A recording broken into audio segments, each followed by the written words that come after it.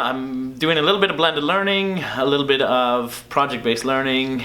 I do try to get some community involvement with my classes and a little bit of more real-world experiences. I've definitely got away from the traditional teacher at the front of the classroom teaching lessons and being that content knowledge keeper, and it's more discovery together with the students, a little bit more self-responsibility of the students to find the information and apply the information to the outcomes and the concepts that we're learning in the class. My Math 6 class I've totally converted to a blended learning class.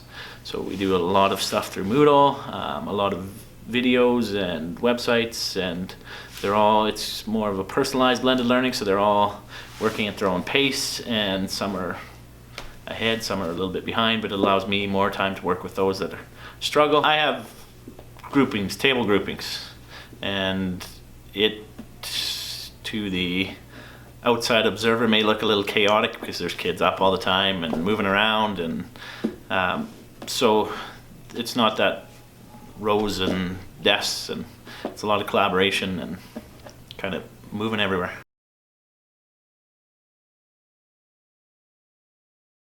One thing that our division had addressed was, and specifically our school, was student engagement with things, so with the content, and that was one of the major things that we did. That's why we chose to do project-based learning as kind of a major thing in our school, and that's why I also switched over to more of a blended learning in some of my classes. And the student self-responsibility, we found that they didn't really take ownership of their learning before, so that was a part of it too. The biggest part definitely was the student engagement, because we wanted them to be more interested and more motivated in what they were learning.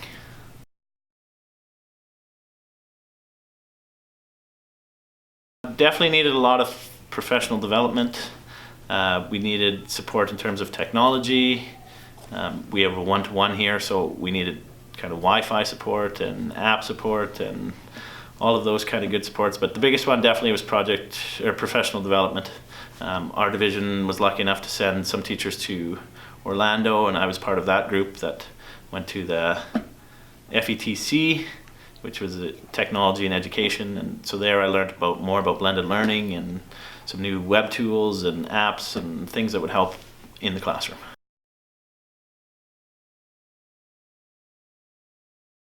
Support professional development. We've had good administration and good people in the division that have been willing to send us to different things. Recently, this past October, I was down in Chicago and we toured schools there to see what they were doing with blended learning and project-based learning. So that was kind of neat to see kind of where we were at compared to some of those schools that have been recognized in the States.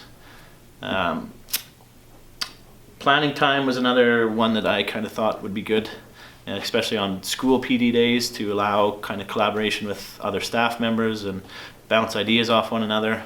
And it's kind of related, same thing, but professional learning teams was another one. We last year our school was partnered with Keniston because they had already had iPads, the one-to-one, so we were able to learn a little bit from them, and we shared our experience with project-based learning with their teachers and their staff. So I would say that would definitely help as an administrator as well.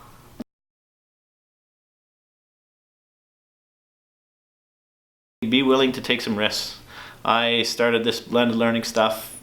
Some of it did not go how I thought it was going to go off the start, but the more I got into it and the more I just tried it, the more success I found with it. So I would say definitely don't be afraid to take some risks and have those failures, but if you don't try it, you'll never kind of experience that.